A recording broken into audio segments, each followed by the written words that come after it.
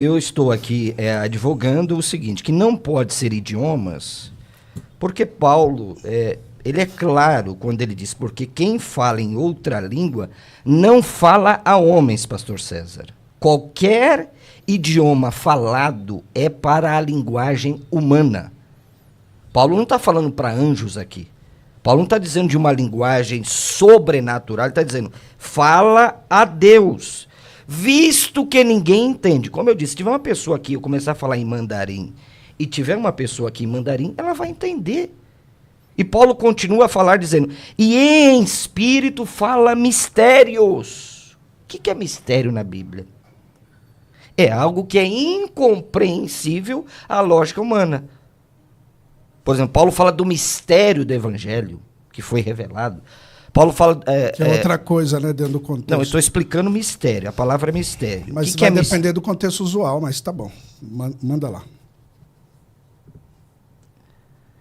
E ele continua a dizendo assim, eu quisera que vocês todos falassem outras línguas. Muito mais, porém, que profetizais. Paulo está dizendo que os coríntios têm que falar mais idiomas? Oh, meu Deus do céu. Isso é uma hermenêutica cambalhota. Porém que profetizeis, porque quem profetiza é superior ao que fala em outras línguas, salvo se as interpretar. Paulo não está proibindo falar em línguas. O que ele está dizendo é assim, ó, a profecia é maior do que o dom de línguas quando não há interpretação. Agora, quando há interpretação, não há nenhum problema. Mais para frente no texto ele vai falar... Dou graças a Deus porque falo em outras línguas mais do que todos vós. Será que era idiomas que Paulo está dizendo isso? Pastor. Porque mais para frente, só para encerrar aqui, pastor César, ele nos diz assim, ó, verso 12.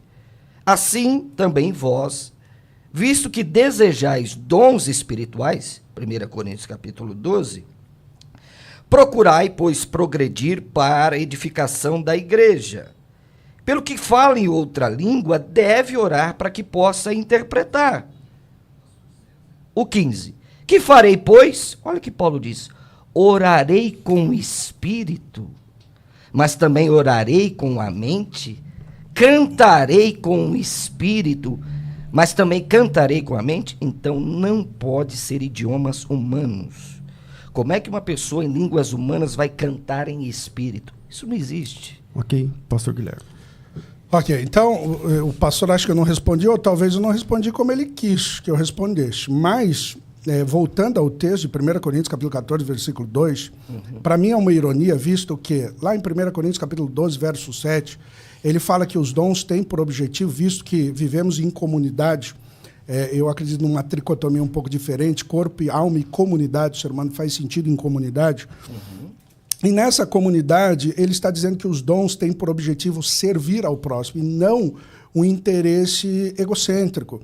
E quando ele diz assim, olha, dentro do contexto que eu estou pensando em idiomas, aquela pessoa que está falando em uma língua, um idioma que não é compreendido, claro que ele está falando um mistério, se torna um mistério. Se alguém falar em chinês para mim, eu posso dizer tranquilamente, isso é um mistério. Só Deus entende. Deus sabe chinês, javanês, português e inglês. Então, mas é um mistério para quem está falando também? Oi? É um mistério para quem está falando também? Não, no também? caso aqui, não. Ele não está dizendo que é um mistério para quem está falando. Não, para quem está falando sim, pastor Guilherme. É só ler o texto. Tá. Não, é só ler o texto. E em espírito fala mistério. É um mistério para quem está falando? Pastor Guilherme. Então, ele diz, pois quem fala em outra língua não fala a homem, senão a Deus, visto que ninguém entende. E em espírito fala mistérios. Então, ele está falando em espírito mistérios, eu acho que é uma metonímia para dizer... um termo coloquial que Paulo está dizendo. Espírito, ele está dizendo do homem, na estrutura do homem. Eu estou falando uma língua, sei lá, javanês aqui, mas porque eu sei falar essa língua, mas aí ninguém entende. Seria Exato. Isso. Mas eu entendo. Não, Deus entende porque ele está falando mistério para a comunidade. O falador também entende? Possivelmente sim, possivelmente não, mas não é a ênfase do texto e a gente pode dissertar em qualquer um dos ambientes. E tanto é que ele vai desenvolver isso dizendo, ou usando algumas metáforas, como, por exemplo, instrumentos musicais. E aí ele diz, há tanto tipo de vozes no mundo e não há nenhuma sem entendimento. Então, ele está dizendo que toda a estrutura de língua serve para entendimento humano, para comunicação. Por isso, Verdade. o contraste. O contraste é com profetizar. Citando um exemplo de Marcos, capítulo 16. Né? Porque se nós acreditarmos... É que tudo bem que eu vou para Atos e eu não vou fazer isso. Mas Marcos, quando ele fala, ide em todas as nações, anunciando, falarão novas línguas. É claro que o evangelho tinha como objetivo agora mundial, antes era étnico, e agora precisava ser... E Jesus não falou, antes vocês vão comunicar um povo de outras línguas. Então se matricule em escolas de idioma para depois falar. Claro que é um dom sobrenatural deles comunicar o evangelho. Agora eles estão usando desse dom, que a igreja de Corinto tinha vários, para a autoexpressão, de modo que há uma ironia quando ele fala assim, edifica-se a si mesmo. E qual é o objetivo do dom? Edificar o próximo. Para mim é uma ironia, ele está dizendo, não é o objetivo da igreja edificar a si mesmo, ninguém está entendendo. Aí ele vai usar de metáforas, ele vai falar, por exemplo, dos instrumentos musicais, ele vai falar tanto tipo de voz, e ele vai levar isso a cabo dizendo... da profecia de Isaías 28:11, não em Atos, mas aqui ele está dizendo, o que vocês estão falando, e quando as pessoas entrarem na igreja, vão dizer que vocês são loucos, porque ninguém vai entender nada. E isso, a profecia é para os crentes, é para a edificação. Atos 2, havia uma simbiose entre profecia e falar em línguas estranhas. Por quê? Ou idiomas. Porque ao mesmo tempo que eles falavam em aramaico, possivelmente, alguns entendiam nas suas línguas vernacular. E então eles estavam pregando o evangelho e todos estavam compreendendo aqueles idiomas que até então não era compreendido. Agora veja que agora eles estão fazendo do dom algo que não tem por objetivo edificar. Então todo o contraste de Paulo é organizar a igreja e dizer, tá bom, eu não vou proibir, coisa que eu já disse, eu não vou proibir, desde que haja interpretação. Então isso é um problema, porque da maneira que acreditam, e essa maneira... surge só no século XX, XIX e XX, que é a maneira de falar dessa forma. Quando a gente olha o lastro histórico da igreja, nós não vemos essa compreensão. E a pergunta é, o que eles estão fazendo aqui? Eles estão querendo usar do dom de forma equivocada. Pastor Marcelo. Bom, pastor Guilherme, data máxima vênia, a edificação não pode ser uma ironia. Paulo não está ironizando, né, pastor Guilherme? Isso é um pensamento seu. Paulo está dizendo que o que fala em língua, pastor Guilherme, edifica a si mesmo, está no texto. Mas é em contraste. O que fala em outra língua, a si mesmo se edifica. Eu pergunto, o senhor, por exemplo, começa a falar aqui em alemão. Em que sentido o senhor vai estar edificando o seu espírito, se o senhor conhece essa língua, pastor Guilherme? Então veja que a linguagem que Paulo usa aqui é uma linguagem do culto, não é? Porque Paulo aqui não está proibindo falar em línguas. Paulo está proibindo os excessos que haviam na cidade de Corinto. É isso que Paulo está tentando doutrinar a igreja. Olha, vocês têm que organizar o culto de vocês, porque se chegarem pessoas, não vão entender nada. Então Paulo diz, aquele que fala em língua, ou seja, numa experiência de oração, edifica a si próprio. Eu pergunto, eu me ajoelho aqui, pastor César, e começo a falar... em paquistanês. Em que sentido eu vou edificar o meu espírito? Isso não existe. Paulo está falando de uma linguagem sobrenatural. E a Bíblia faz um convite para nós edificarmos a nós mesmos no Espírito Santo. Olha o que Judas, verso de número 20, fala categoricamente. Olha o que disse o nosso irmão Judas, verso de número 20. Olha que texto tremendo, pastor César. Vós, porém, amados, edificando-vos na vossa santíssima fé, orando no Espírito Santo. Paulo diz que nós podemos orar no Espírito Santo. E isso combina claramente aqui com o texto de 1 Coríntios, quando ele diz, orarei com o Espírito e edificarei a si próprio. Então, Paulo tem uma perspectiva dupla do dom de línguas. Primeiro, é um dom de edificação espiritual quando falada particularmente. E quando expressa num culto público, ela pode se tornar uma profecia. Ela é uma profecia que vai revelar, segundo Paulo, deixa eu ver se eu acho o texto, quando o incrédulo entra, revelar os mistérios do coração. Deixa eu ver se eu encontro esse texto aqui, de 1 Coríntios capítulo 14, onde Paulo diz que se entrar alguém lá, vai, não é, revelar os segredos do coração. Olha que Paulo diz, achei. Pela profecia. 1 Coríntios capítulo 14, verso de número 24 a seguir. Porém, se todos profetizarem e entrar algum incrédulo ou indouto, ele é por todos convencido e por todos julgado. Tornam-se-lhe manifestos os segredos do coração. Quer dizer, que esse dom espiritual... Que não é de línguas aí. Pode... Aí sim, revela os segredos do coração. Que o senhor deu essa... Aí sim, revela os segredos do coração. Que o senhor deu essa ênfase. Revela os segredos do coração. Ao entender que seria... revelando pela língua estranha. Não foi isso que o senhor entendeu? Vamos lá, pastor Marcelo, conclui aí do 23 para frente. Bom, eu quero fazer essa pergunta aqui para o pastor Guilherme do verso 23. Se fossem idiomas aqui, línguas estrangeiras, que poderiam ser compreendidos por estrangeiros, por que Paulo falaria mais do que todos os coríntios em particular? A primeira pergunta. A segunda, onde ninguém entenderia... Porque se ele está falando em particular, ninguém entender.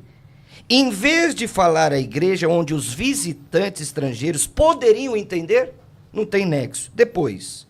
A segunda pergunta eu não entendi. A primeira é... A primeira eu entendi. Ok. A segunda. O falante seria culto e não louco. Porque se um falante, se um ouvinte, um incrédulo, chega no culto e vê eu, pastor, falando em mandarim, chinês, o que ele tinha a dizer? Pô, esse camarada é muito culto. Esse camarada é um poliglota. Por que diz que é louco?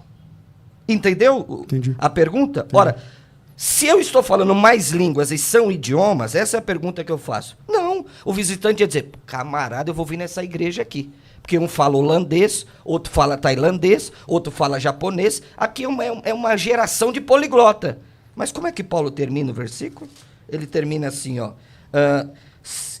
Se vocês começarem a falar em outras línguas, o 23, e entrarem em doutos incrédulos, não dirão porventura que estáis loucos? Ora, por que não disse que estão cultos, que têm cultura? O Paulo respondeu a sua pergunta. Eu começo da segunda, depois vou para a primeira. Paulo já respondeu a sua pergunta. Se eu entrar numa igreja e ver pessoas falando chinês, holandês, eu não vou querer ficar lá. Porque, por mais que eles são intelectuais, eu posso até colocar isso como intelectual, eu não estou sendo edificado porque eu não estou compreendendo nada. Então, eu vou numa igreja, por exemplo, tem brasileiros que vão para os Estados Unidos, eles procuram uma igreja que fala inglês, ou pelo menos tem que ter tradução, ou eles geralmente migram para igrejas que já o pastor geralmente se comunica na língua vernacular. Uhum. Então, eu acho que Paulo responde isso para você. E sobre Paulo dizer, eu falo muito mais língua que vocês, a gente sabe que Paulo era um erudito, inclusive poliglota. Sim. Né? Quando ele diz, eu sou hebreus de hebreus, ele está dizendo, vocês são hebreus palestinos, eu sou hebreu porque eu falo o aramaico, o hebraico, por aí vai. Então, ele está dizendo nesse sentido. Então, eu respondo assim. Então, quando Paulo falou outra língua, você está dizendo que ele está falando outro idioma. Ele está falando que ele é poliglota. Ele está dizendo, eu falo muito mais que vocês. Ele está orando para edificar a si mesmo, em outro idioma. Não, essas são as duas perguntas. Mas antes disso, aí depois eu queria falar sobre... Mas pode fazer a pergunta. Eu queria acrescentar só o versículo 14 desse texto. Porque é onde Paulo fala em primeira pessoa que ele mesmo não entende o que ele está falando. Como que o senhor... 1 Coríntios capítulo 14? 14. Tá. Diz assim, porque se eu orar em outra língua, o meu espírito ora de fato, mas a minha mente fica infrutífera. Quer dizer, que farei depois? A minha pergunta é, se ele sabe o que ele está falando, então mesmo que ninguém saiba, por exemplo, tem 1000 pessoas lá, ninguém está entendendo, mas como ele é um poliglota, então ele sabe o que ele está falando. Logo, a mente dele não ficaria infrutífera. Por que ele está dizendo claro. Assim, ó, se eu orar em outra língua, meu espírito está sendo edificado, mas eu não estou entendendo nada. É isso que ele está falando. Perfeito.